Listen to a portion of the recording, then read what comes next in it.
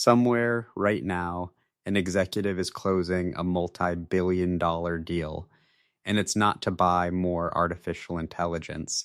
It's to build the electricity that will power it. While the world was still debating whether AI would replace jobs, the biggest tech companies on the planet had already turned the page. They didn't give up on AI. They simply stopped fighting over the visible part of the game and started competing for the part nobody is watching. Chips, energy, land, data. If you think this race is about who has the smartest model, that's just the surface of a much quieter, much more expensive war. Before we continue, if you haven't subscribed yet, now's the time, because this story is about to get stranger. It all started with a question almost nobody asked out loud. What if the real bottleneck of AI was never intelligence itself, but energy? A single modern data center can consume as much power as a mid-sized city. And we're not talking about one. We're talking about dozens being planned at the same time by companies that can't publicly admit the real scale of this race. That's when the strategy shifted. Quietly, Microsoft, Google, Amazon, and Meta stopped treating energy as a cost and started treating it as the most valuable asset of the decade. Multi-billion-dollar contracts with nuclear plants, deals to revive shut-down reactors. Because without energy, there is no artificial intelligence at all. These companies aren't just buying energy. They're buying control over who gets to run AI in the future. Which brings us to an uncomfortable question. If the fight is no longer about the smartest AI, but about who can keep it running, who's actually winning the race for the electricity of the future? The answer leads somewhere stranger. Because a parallel race had been running for years, almost in secret, inside factories on a small island, Taiwan. And we're talking about chips. Most people think companies like Google or Meta simply buy the processors they need.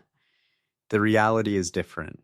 There's a massive, deeply political line to get access to the most advanced chips on the planet, mostly made by one company, TSMC, using technology from NVIDIA. That means the most powerful companies in tech history, with billions in cash, still have to wait their turn in the chip production line. Instead of just competing over AI models, big tech started locking in, years in advance, contracts for chip supply.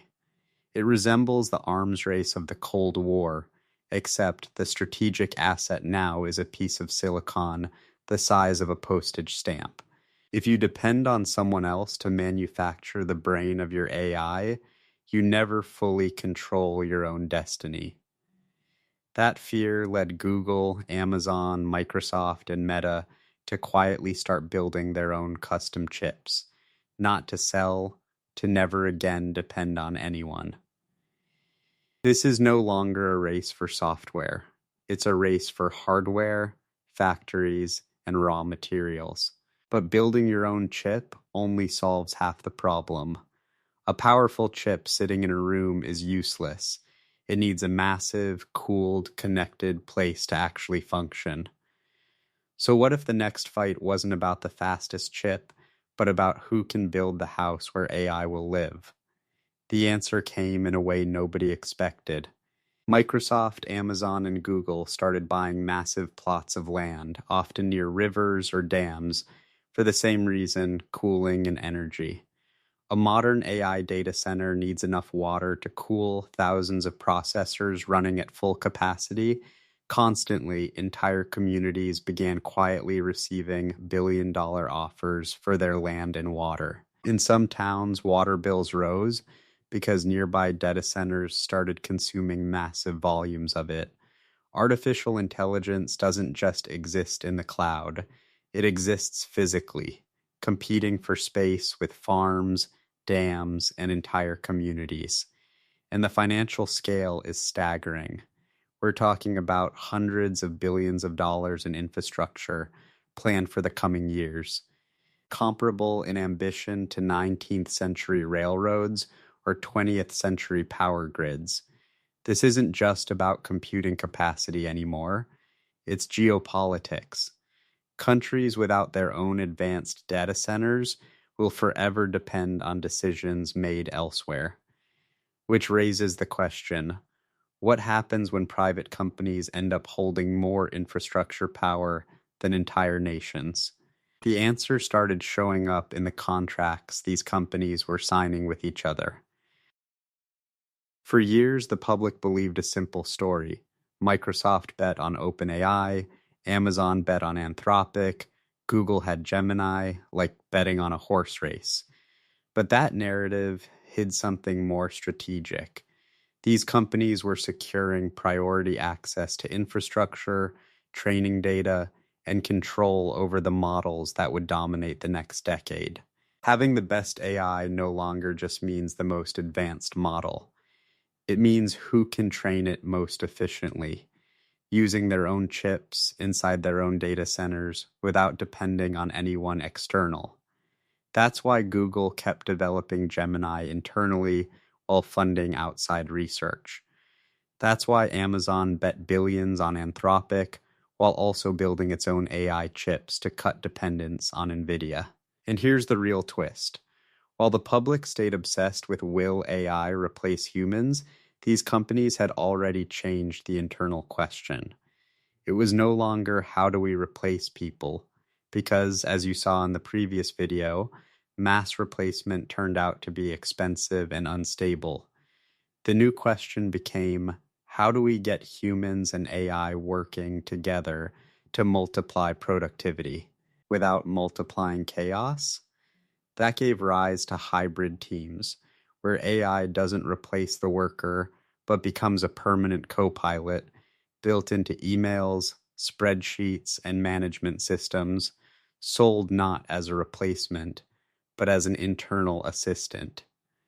The strategy shifted from eliminating humans to making every human more expensive to replace, because now they work powered by AI that only the company itself can offer, inside its own closed ecosystem. And this is where the true scale of the war shows itself. If the goal is no longer eliminating people, but locking entire companies and governments inside closed AI ecosystems, what do these companies really want to control?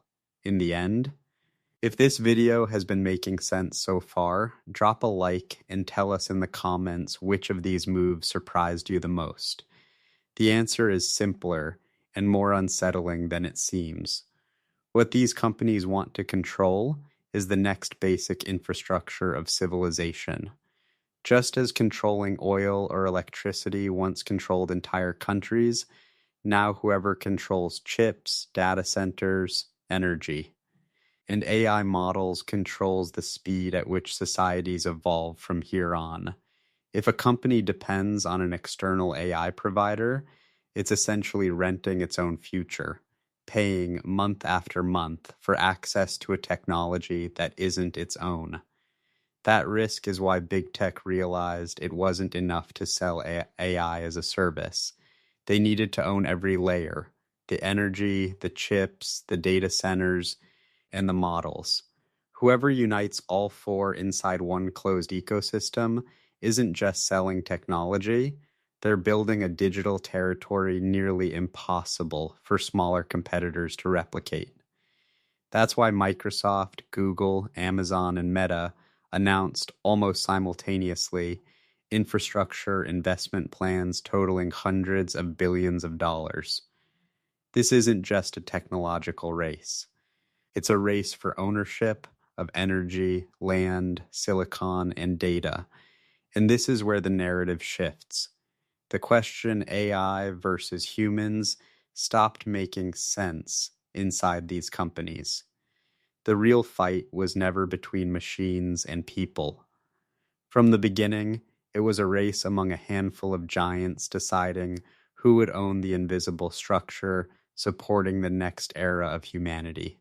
Energy, chips, data centers, and proprietary models are the new frontiers of power in the 21st century, as important as territory or currency once were.